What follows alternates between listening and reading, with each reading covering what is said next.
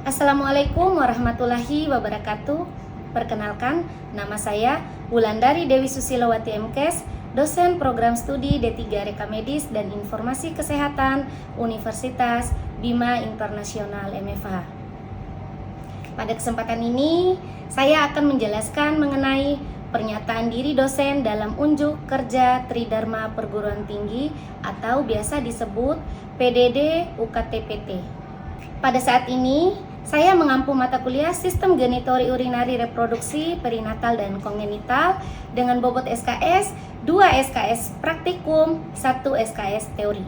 Sebelum saya menjelaskan lebih detail terkait pembelajaran, saya akan menjelaskan deskripsi singkat terkait mata kuliah Sistem Genitori Urinari Reproduksi Perinatal dan Kongenital. Saya mengampu mata kuliah bersama dengan tim, yakni satu dosen yang mempunyai latar belakang pendidikan di bidang reka medis. Mata kuliah kodifikasi Sistem Genitori Urinari Reproduksi Perinatal dan Kongenital membahas tentang praktikum kodifikasi penyakit serta tindakan medis yang berhubungan dengan sistem genito-urinari, sistem reproduksi pria dan wanita, kondisi perinatal, serta kelainan kongenital. Mata kuliah ini mengacu pada ICD-10 dan ICD-9-CM yang berlaku, dengan penekanan pada kemampuan mengidentifikasi terminologi medis klinis, memverifikasi keabsahan data, serta menerapkan aturan kodifikasi serta tepat secara akurat. Mata kuliah ini membahas beberapa bahan kajian. Yang pertama, anatomi fisiologi pada sistem genitori urinari, reproduksi, kongenital, dan perinatal. Yang kedua, terminologi medis, konsep dasar pembentukan istilah medis pada sistem genitori urinari, reproduksi, perinatal, dan kongenital. Ketiga, struktur dan tata cara kodifikasi penyakit dan tindakan pada sistem genitori urinari, reproduksi, perinatal, dan kongenital. Keempat, tanda dan gejala faktor yang terkait pelayanan kesehatan pada sistem genitori urinari, reproduksi, dan perinatal kongenital. Kelima, aturan morbiditas pada sistem genitori urinari, reproduksi, perinatal, dan kongenital. Keenam, penelusuran informasi tindakan penunjang diagnostik pada sistem genitori urinari, reproduksi, perinatal, dan kongenital. Yang ketujuh, validasi akurasi kode diagnosis dan tindakan pada sistem genitori urinari, reproduksi, perinatal, dan kongenital. Dan yang kedelapan, implementasi komunikasi efektif untuk analisis kasus kodifikasi klinis sistem genitori urinari, reproduksi, perinatal, dan kongenital.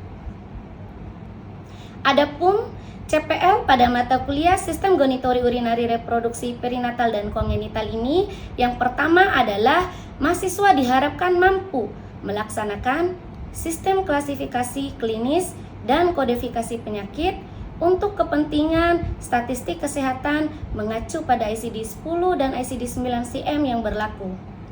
Yang kedua, selain itu mahasiswa juga mampu memastikan keabsahan data dan informasi klinis untuk menunjang keakuratan kode. Dan yang ketiga adalah pengetahuan perlindungan, pengamanan, dan pengolahan risiko untuk menjamin kerahasiaan data dari penyalahgunaan data reka medis elektronik dan non-elektronik. Metode pembelajaran yang saya terapkan diantaranya small group discussion, collaborative learning, discovery learning.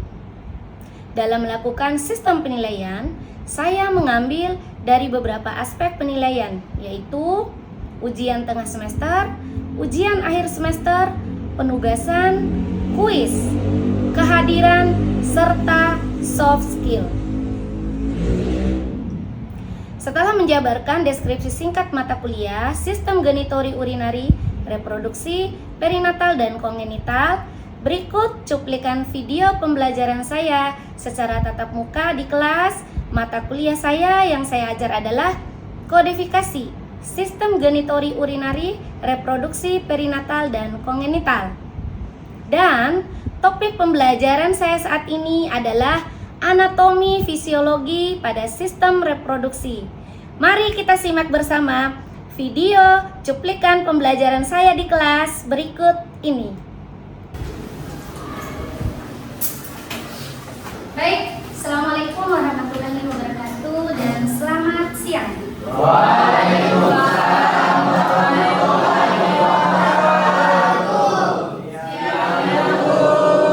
Bagaimana kabar semuanya? Baik. Alhamdulillah semuanya sehat ya. Ya. Jadi ini merupakan pertemuan kedua kita ya adik-adik, di mana minggu kemarin kita sudah melakukan pertemuan dengan Beli, yaitu tentang sistem genital urinari ya. Nah, sebelum kita masuk ke pembahasan yang sekarang, nanti kita akan membahas tentang materi anatomi fisiologi sistem reproduksi pada manusia. Kemarin kita sudah membahas tentang anatomi fisiologi tentang sistem genituri urinari. Nah, sebelum kita lanjut ke materi yang sekarang, Ibu ingin review dulu nih materi yang kemarin.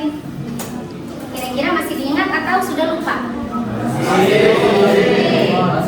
Untuk mengetahui itu, Ibu pengen bertanya beberapa pertanyaan nanti. Ibu harap semuanya bisa ya. Bisa. Oke, Ibu ingin bertanya dulu materi kita kemarin, ada yang masih ingat nggak? Apa itu pengertian dari sistem genital urinari? Angkat tangan. Kamu? Berdiri. Berdiri, silakan dijawab ya.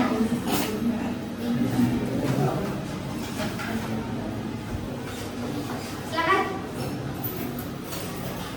Sistem genital urinari yaitu suatu sistem di mana terjadinya proses penyaringan darah sehingga darah bebas dari zat-zat yang tidak dipergunakan oleh tubuh dan menyerap zat-zat yang masih dipergunakan oleh tubuh. Baik, jadi seperti itu ya jawabannya. Sistem genital urinari yaitu sistem yang dilakukan proses penyaringan zat-zat yang masih diperlukan oleh tubuh dan pengeluaran zat-zat yang sudah tidak diperlukan oleh manusia ya. Baik, satu lagi sebelum kita masuk ke pembahasan yang sekarang, Ibu ingin bertanya. Coba sebutkan organ-organ pada sistem genital urinari. Angkat tangan. Depan. Baik. Adapun organ-organ pada sistem genital urinari yang pertama itu kidney, Oke. kedua ureter, ketiga bladder, dan keempat uretra. Betul, tepuk tangan. Luar biasa ya. Jadi alhamdulillah materi yang minggu kemarin kalian bisa mencerna dengan baik. Meskipun tidak sepenuhnya bisa kalian cerna, tetapi masih ada yang bisa kalian ingat di pertemuan sekarang. Oke. Baik, sebelum kita masuk ke pembahasan yang sekarang, Ibu perlu melakukan absensi dulu ya. Seperti biasa kita harus melakukan absensi.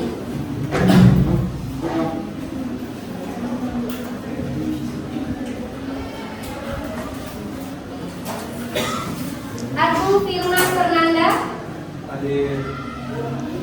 Ahmad Bella Kurniawan, Hadir. Afrizal Juwani, Hadir. Andika Yuda Pratama, Hadir. Angga, Hadir. Amanda Febriana. Oke, baik. Selanjutnya, alhamdulillah semuanya hadir ya. Dengan jumlah total keseluruhan 32 mahasiswa. Satu orang sakit ya. Cakupan materi kita hari ini seperti yang kalian lihat di depan ya. Yang pertama yang akan kita pelajari yaitu tentang definisi sistem reproduksi, kemudian organ-organ pada sistem reproduksi. Nanti kita akan mempelajari tentang organ-organ pada sistem reproduksi pria dan wanita itu bagaimana sih, ya. Kemudian selanjutnya ada pun metode. Metode setiap pertemuan Ibu sudah jelaskan ya. Ada 3 metode yang kita gunakan selama proses perkuliahan.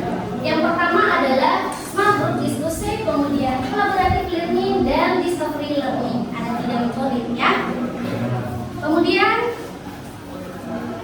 kita lanjut ke pembahasan selanjutnya yaitu yang berkaitan dengan penilaian. Kenapa di setiap pertemuan Ibu selalu mengingatkan kalian yang berkaitan dengan aspek penilaian karena ini merupakan hal yang paling urgent ya.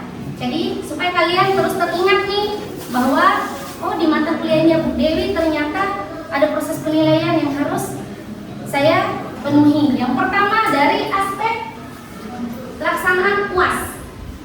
Kemudian yang kedua pelaksanaan UTS. Kemudian ada penilaian dari tugas seperti yang dijelaskan kemarin.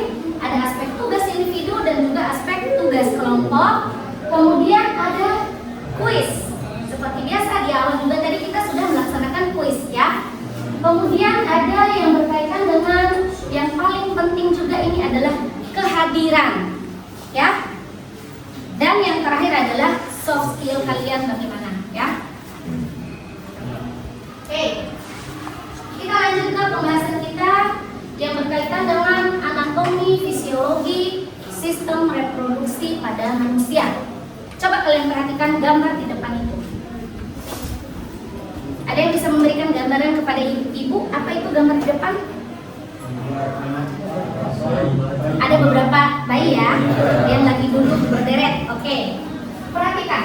Masih ingat kita lihat apakah ciri hidup yang dilakukan pada gambar ini?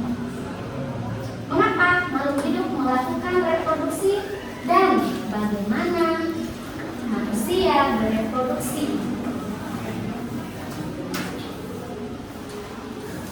Reproduksi itu merupakan kemampuan makhluk hidup untuk menghasilkan keturunan yang baru ya.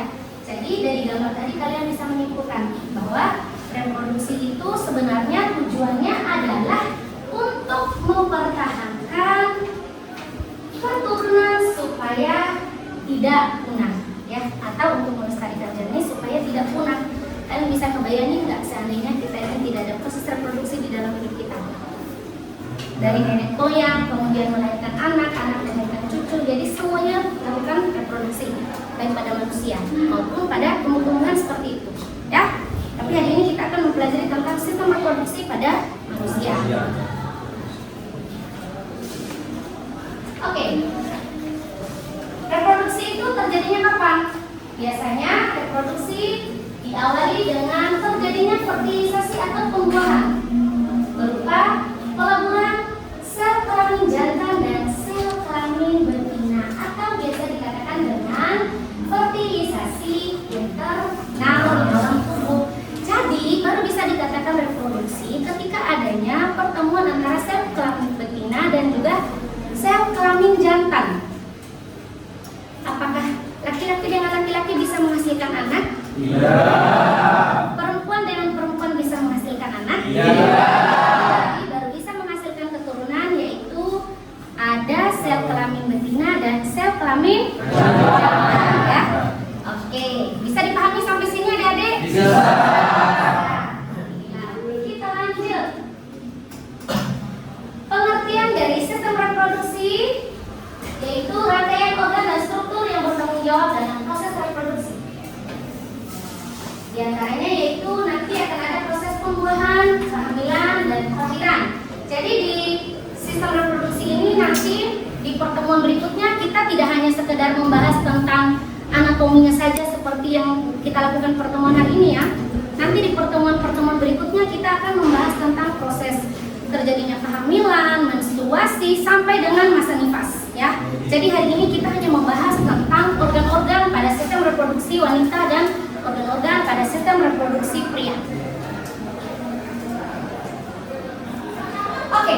Di depan adalah organ reproduksi yang terdapat pada pria dan juga pada wanita.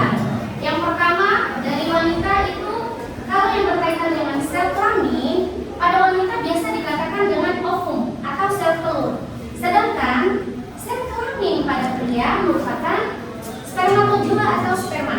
Kemudian dari penghasilnya siapa? Kalau pada wanita itu ovarium atau indung telur. Sedangkan dari laki-laki penghasilnya adalah testis atau buah jantan.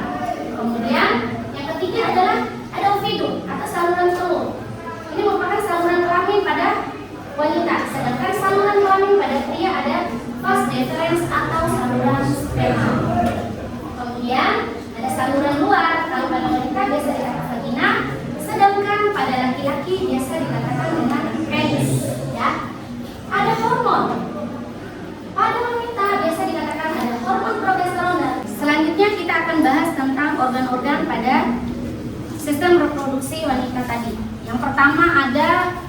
ovarium. Ovarium itu dia berjumlah sepasang atau ada 2 ya. Kemudian fungsinya yang pertama dia sebagai penghasil sel telur atau ovum. Yang kedua adalah menghasilkan hormon estrogen dan juga progesteron ya. Jadi tiap 1 kali sebulan kalau tidak terjadi pembuahan pada sel telur ini, maka dia ini akan dilakukan melalui menstruasi pada wanita.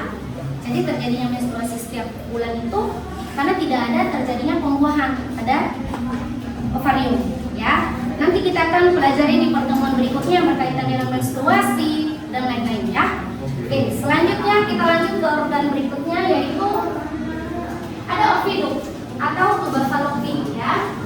Jadi dia jumlahnya juga sepasang berumbai ya. Kalau kalian melihat gambar berumbai seperti ini berarti dia dikatakan dengan tuba fallopi ya. Kemudian dia ini merupakan saluran ujungnya berupa corong berumbai ya atau fimbriae untuk menangkap sel telur yang keluar dari ovarium. Sedangkan fungsinya ada 2. Yang pertama dia ini sebagai penggerak ovum menuju rahim dengan gerakan peristaltik, dan yang kedua sebagai tempat terjadinya pembuahan. Ya, oke. Selanjutnya kita lanjut ke uterus atau rahim. Jadi jumlah rahim itu hanya 1. Pada manusia jumlah rahim itu hanya 1 atau uterus itu hanya 1. Ya. Jadi meskipun dia memiliki anak kembar 3, kembar 4 dan lain-lain, tapi jumlah uterusnya pada umumnya di manusia itu hanya 1 ya. Jadi fungsi uterus adalah sebagai tempat pertumbuhan dan perkembangan janin. Ya. Fungsi dari uterus adalah sebagai tempat dan pertumbuhan janin. Oke, selanjutnya adalah vagina.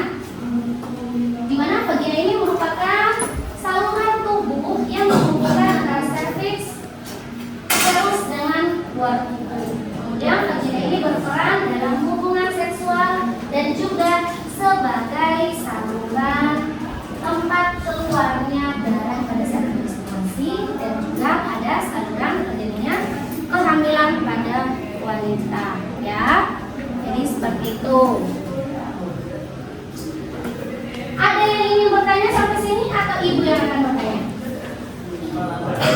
Oke, sekarang giliran ibu lagi kuis. Ya. Tadi kan kita sudah kuis tentang organ-organ reproduksi pada laki-laki. Sekarang kuisnya tentang organ-organ reproduksi pada wanita. Ya. Itulah tadi penjelasan dari ibu yang berkaitan dengan organ-organ reproduksi pada wanita. Tadi kita sudah bahas juga organ-organ reproduksi pada laki-laki. Sekarang saatnya kuis. Ibu pengen mengetahui sejauh mana pemahaman kalian tentang organ-organ reproduksi pada wanita. Nah, perhatikan ada slide di depan. Jadi di depan itu ada gambar yang ibu tampilkan. Dari gambar itu ada beberapa pilihan nomor ya. Nah, ibu pengen tanya nih. Sebutkan bagian organ pada sistem reproduksi wanita berdasarkan gambar nomor 1 dan juga gambar nomor 2. Pak, siapa nih? Yang di samping ibu. Jawabannya apa? Gambar nomor 1 dan gambar nomor 2. Gambar nomor 1 itu adalah ovarium atau induk telur. Oke. Dan gambaran yang kedua itu adalah ovidum atau saluran telur atau fallopi, tuba fallopi. Oke, yang lain? Terima kasih jawabannya. Kasih aplaus dulu dong. Yang lain? Yang cewek. Tadi sudah yang cowok, sekarang yang cewek. Gambar nomor 1 dan juga gambar nomor 2. Bisa dijawab? Bisa. Oke. Gambar nomor 1 itu ovarium atau induk telur. Oke. Nah, yang 2 itu ovidum atau saluran telur atau tuba fallopi. Oke. Kasih aplaus.